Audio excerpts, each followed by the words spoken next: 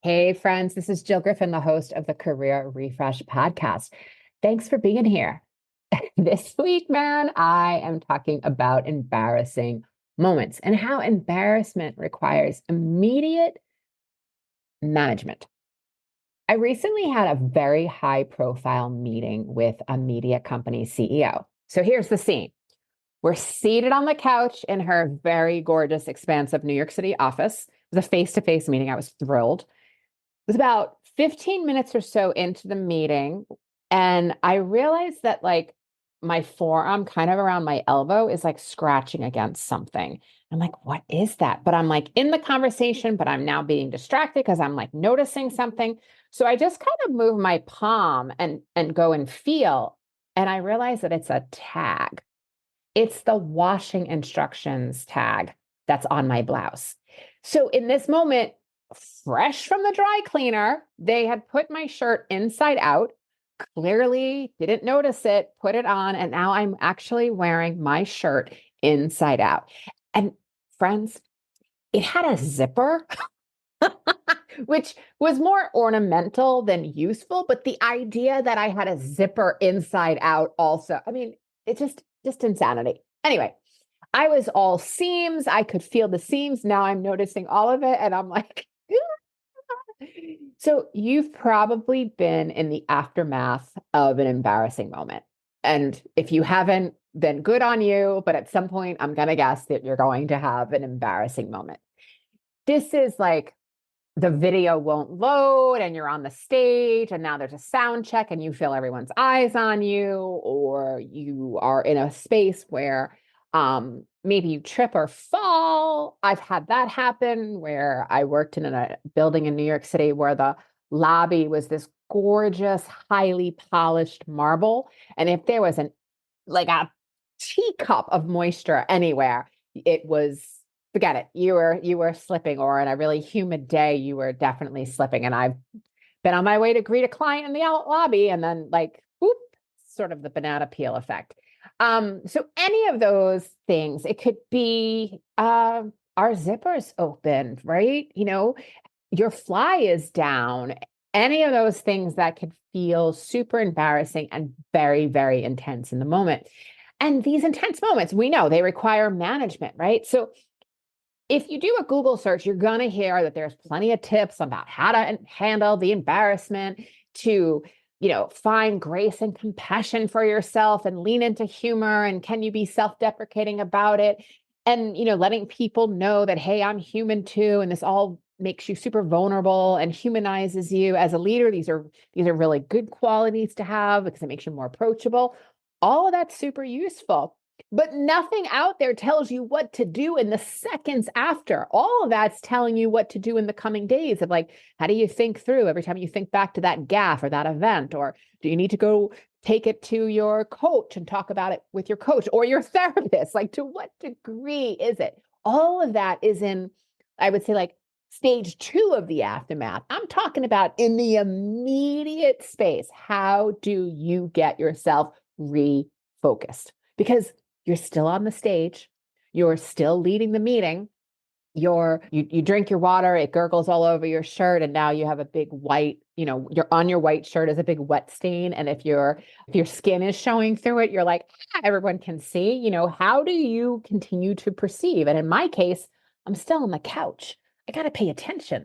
This idea that you're still performing, the moment of the gaffe might pass, or the embarrassing moment, but the task at hand has not passed. What do you do? So the first thing I'm going to tell you to do is, this is a shift. So when you have an oh shit moment, this is when you go, oh, shift.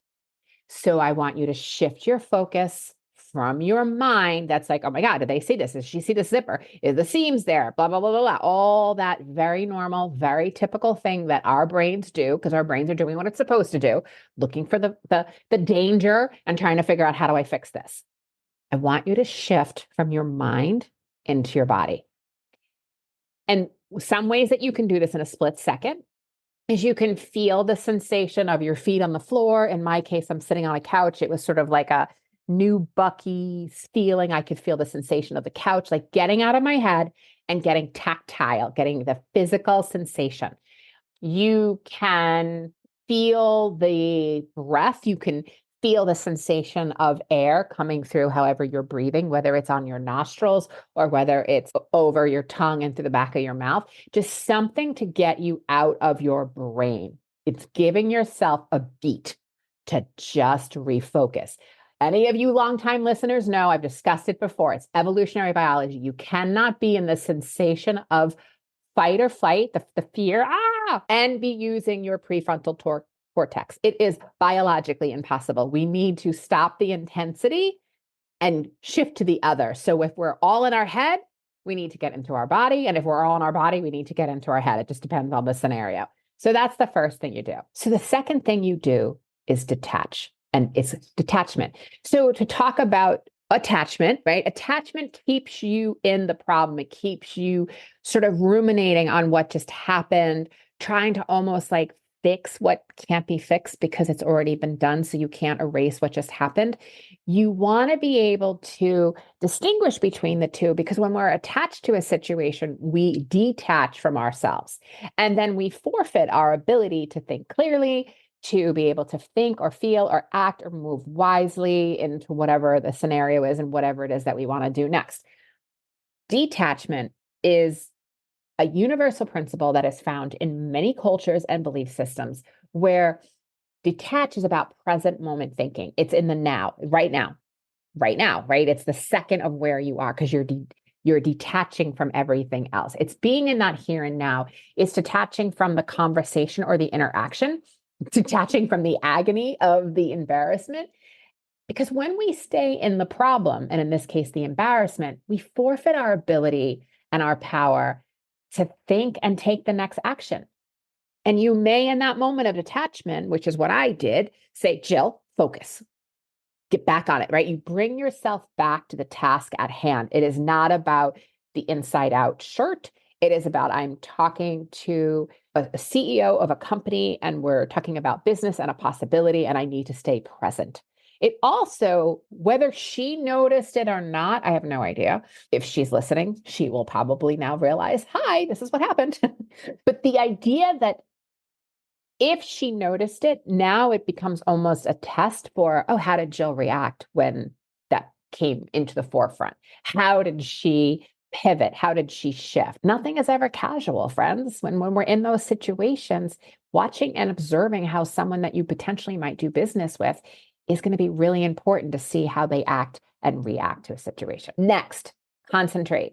So in order to do the shift, the detachment, you're going to have to practice concentration. So this is something that is about doing this now, right now. And I always laugh because whenever I set alarms for myself, whether it's, something in the oven or an alarm on my cell phone, if I'm not near it, I don't have any problem with letting it go. I am aware that it's dinging and beeping and playing the little jingle, but I can continue to focus and not get distracted by it. And it makes my husband batty. He's like, do you not hear that? I'm like, I totally hear that, but I'm focusing and I can't get to it right now. So it's understanding that you have to practice concentrating and refocus yourself constantly. And you do that through two ways. One, meditation. Again, longtime listener, you've heard me before talk about meditation, because meditation is a time-honored technique for awareness, compassion, and concentration.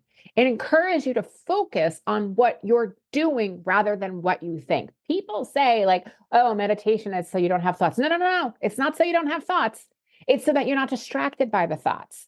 It's the idea of like fluffy clouds going by. That's great, but we're not going to run with every cloud. We're not going to look for the animal shapes in the cloud. We're just going to be aware that there is a cloud, also known as a thought, and come back to ourselves. So mindfulness, which is one of the major benefits that you get out of meditation, encourage you to focus on what you're doing versus what you think. And mindfulness helps us focus. It helps us develop precision and concentrate. The next thing that you also need to do in order to know how to pivot in these moments is to train your brain. This is about engaging in brain boosting activities and skills. This could be learning a new language. It could be solving software puzzles. It can be playing Wordle. It's ways to improve your concentration, your memory, your processing, and problem solving abilities.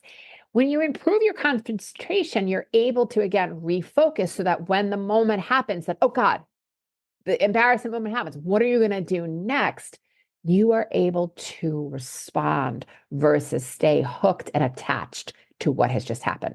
And you've seen this, right? Professional athletes have spent hours practicing and learning and improving upon their concentration because when they're on the court or the field or the pitch or whatever it is, right? There's fans, there's crowds, there's media, there's attention. It's hard sometimes to pay attention. If they're being distracted by all that, they have to detach to come back and focus at what's hand, right? And that ability to focus is what we do to achieve that excellence. And learning to concentrate will help improve your overall performance so that when this inevitably will happen at some point, you are able to respond. You're gonna say shift and take a breath. You're going to detach. You're going to practice concentration, and doing that, practicing concentration through meditating and training your brain so that when something like this happens, you are ready. Friends, I always love to hear from you and hear what you think. You can email me at hello@jillgriffincoaching.com. And as always, I thank you for being here, and I'll see you next time. Hey, thanks for listening to the Career Refresh podcast. If you're enjoying this and you want more information, go to my website, jillgriffincoaching.com. There you can find information on how to work with me one-on-one or my group programs, or even bring me into your workplace. I'll put the link to my website in the show notes. But hey, listen, before you go, do me a favor, rate and review this podcast because it definitely helps me get the word out to people everywhere so that they can also thrive in the workplace. All right, friends, I appreciate you. I'll see you soon.